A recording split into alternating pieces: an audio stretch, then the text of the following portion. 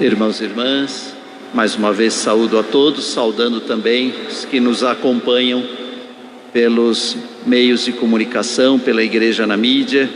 Portanto, são tantos irmãos e irmãs que rezam conosco e por quem também rezamos neste momento, do mesmo modo que aqui estamos em oração e agora na meditação da palavra do Senhor que acabamos de ouvir, seguindo o Sermão da Montanha que temos refletido nesses últimos domingos, que o Evangelho de São Mateus nos propõe. Tenho repetido várias vezes, repito ainda hoje, o Sermão da Montanha compõe os capítulos 5, 6 e 7 do Evangelho de São Mateus. Ele é o Sermão da Montanha, o primeiro dos 5 discursos de Jesus, narrados por São Mateus, e é o discurso em que Jesus traz a mensagem central, a sua mensagem central, que é a mensagem do Pai, a mensagem do reino de Deus e a sua justiça. Buscai o reino de Deus e sua justiça, e tudo mais vos será acrescentado. Então, assim que Jesus começa de forma solene, bonita, o Sermão da Montanha, anunciando as bem-aventuranças: felizes os pobres no espírito, deles é o reino dos céus. Semana passada, a continuação nos exortava a sermos sal da terra e luz do mundo. Brilhe vossa luz diante dos homens, para que, vendo vossas boas obras, glorifiquem o Pai que está nos céus. E hoje, uma continuação, e claro, Jesus dizendo: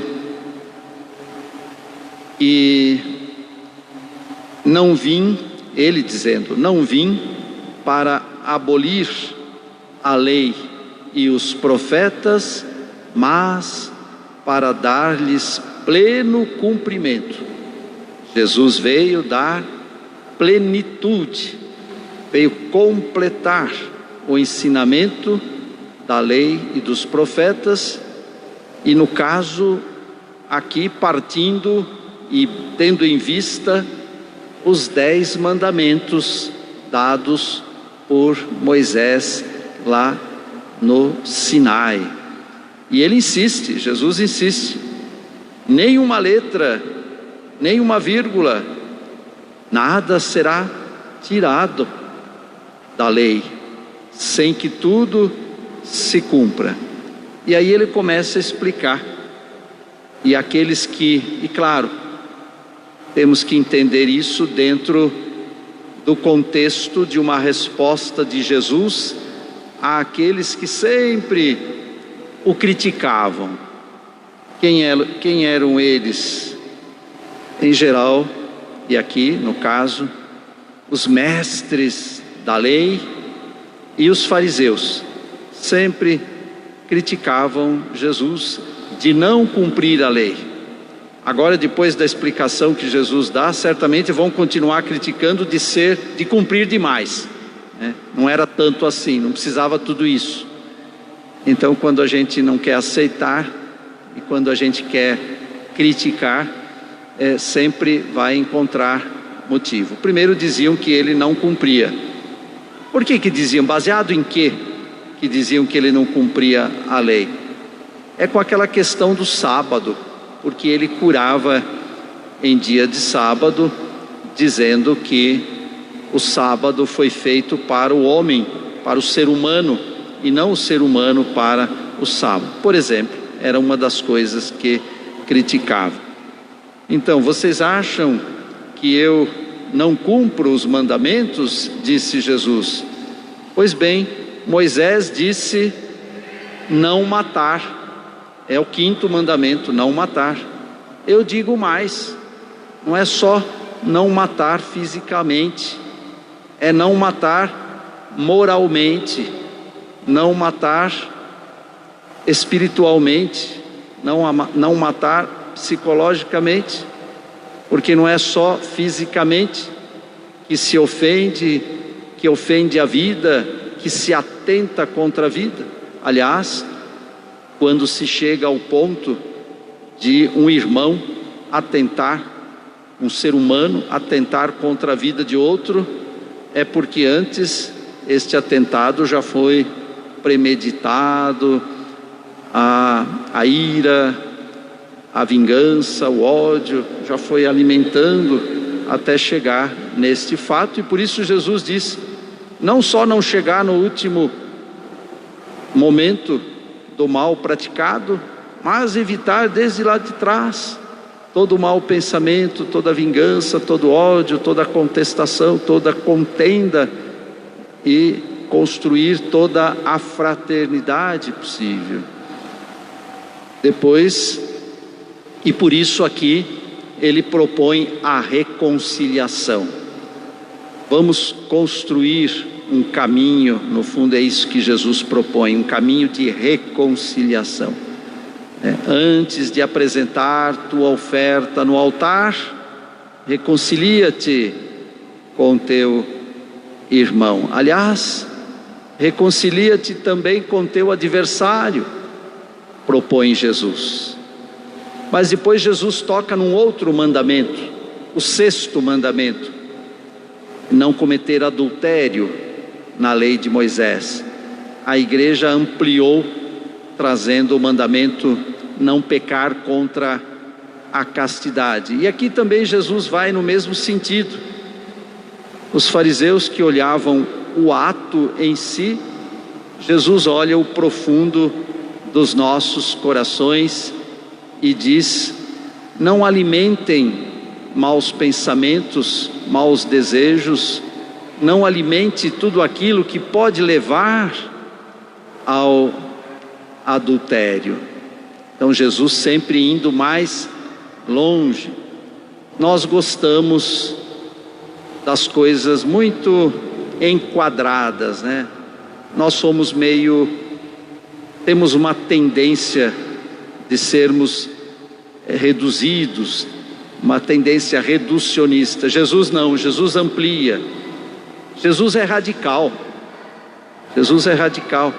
Ele vai até o fundo das questões e olha no profundo dos nossos olhos e dos nossos pensamentos e dos nossos corações. Depois Jesus aborda um outro mandamento, ou melhor, uma outra questão, a questão do divórcio. E aqui a gente pode pensar no 9º mandamento: não desejar a mulher do próximo, ou não desejar o cônjuge do próximo, porque se vale para a mulher, vale também para o marido. Então Jesus vai ao fundo dessas questões. E por fim, um outro preceito: não jurarás falso, mas cumprirás os juramentos feitos ao Senhor. Isso é o que foi dito. Ele vai comparando o que foi dito, qual que é a lei de Moisés, perfeita, lei de Deus, mas que Jesus quer explicitar. Ele não veio abolir, veio explicitar, veio radicalizar, se a gente quiser dizer. Ou seja, o amor tem que ir até as últimas consequências. Não é amor mais ou menos, amor pela metade. Quem ama se sacrifica, quem ama doa a sua vida. Amai-vos uns aos outros como eu vos amei. Lá no Antigo Testamento, ouvistes o que foi dito: amai-vos uns aos outros, amai o vosso próximo como a vós mesmos. É uma medida igual, amar o próximo como ama a si mesmo.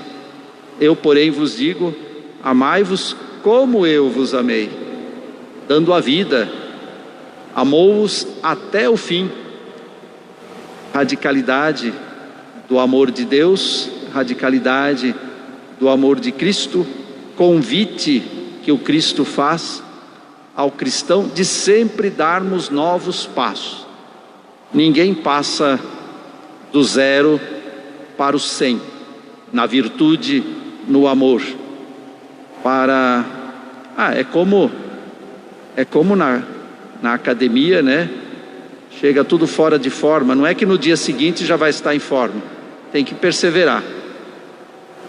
Mas vamos dar um exemplo mais consistente. Na escola, ninguém entra na escola hoje e amanhã sai doutor, tem que ir progredindo. E por isso que o Salmo disse, Salmo de hoje: feliz aquele que na lei do Senhor vai progredindo. Ou então Jesus, para aqueles fariseus e doutores da lei, que tomavam como princípio, como parâmetro a letra da lei, Jesus vai propor o espírito da lei. Nesse sentido, São Paulo apóstolo muito nos ajuda. São Paulo apóstolo faz uma reflexão profunda da diferença da letra da lei e do espírito.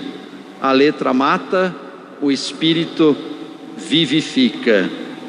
Pois bem, e assim prossegue Jesus ensinando no seu Sermão da Montanha. Certamente a semana que vem uma continuação deste Evangelho de Mateus vai nos permitir darmos novos passos na reflexão. E o que aprendemos hoje de tudo isso, de Jesus, aprendemos também, ou seja, tudo isso que Jesus nos ensina é corroborado pelas leituras anteriores, a começar pelo Salmo, como eu fiz referência: ensinai-me, Senhor, a viver vossos preceitos, a guardá-los fielmente até o fim. E aqui fala de preceito, de mandamento, de lei e de palavra. Resumindo, é a palavra de Deus. O quanto é importante o conhecimento da palavra de Deus, o interesse pela palavra de Deus. Importante também o conhecimento dos preceitos, claro, dos mandamentos. Os 10 mandamentos da lei de Deus, no meu tempo, era das primeiras coisas que a gente aprendia na catequese. E aliás, já aprendi até em casa. Então não deixem de ensinar para seus filhos e seus netos os 10 mandamentos. Jesus disse que não é para parar aí. Não é para parar aí, mas é para começar por aí. Para começar por aí. Depois sim, depois ir progredindo na lei, na palavra do Senhor.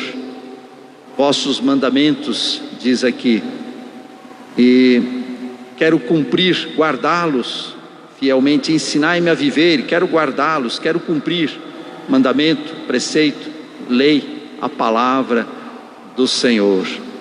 Depois vamos a São Paulo, apóstolo. Na segunda leitura, a palavra de Deus revela a sabedoria de Deus. E São Paulo vai dizer que a sabedoria de Deus não é a sabedoria do mundo, aquela sabedoria logo visível, aquela sabedoria fácil, vamos dizer. Esta sabedoria leva à destruição, mas São Paulo fala de uma sabedoria, a sabedoria de Deus, que é uma sabedoria misteriosa. Levem os folhetos para casa depois e leiam de novo. Uma sabedoria misteriosa, é uma sabedoria escondida.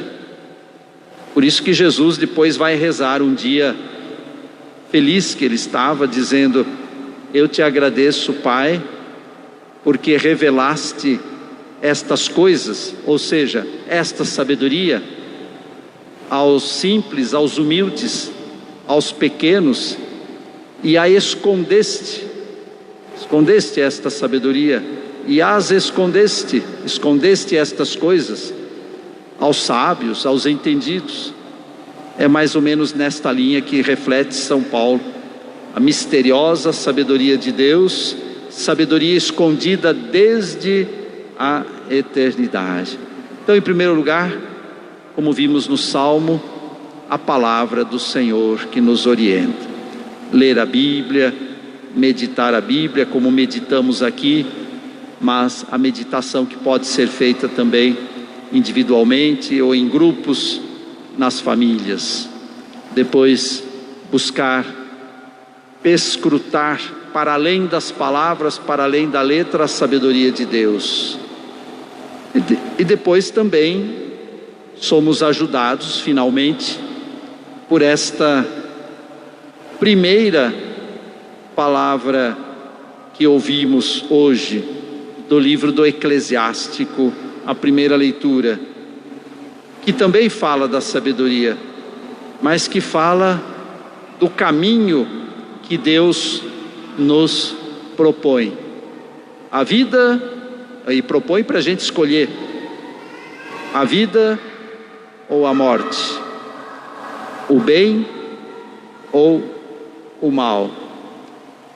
A sabedoria das obras, aqui vai dizer que Deus conhece as nossas obras, as obras do homem, Ele conhece. A sabedoria das obras, que é eficaz, ou a sabedoria simplesmente da letra, que pode ser morta.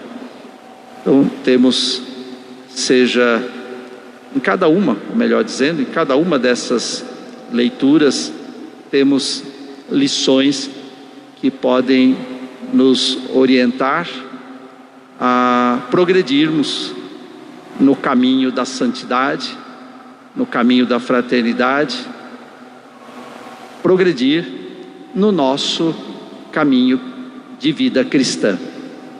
Amém.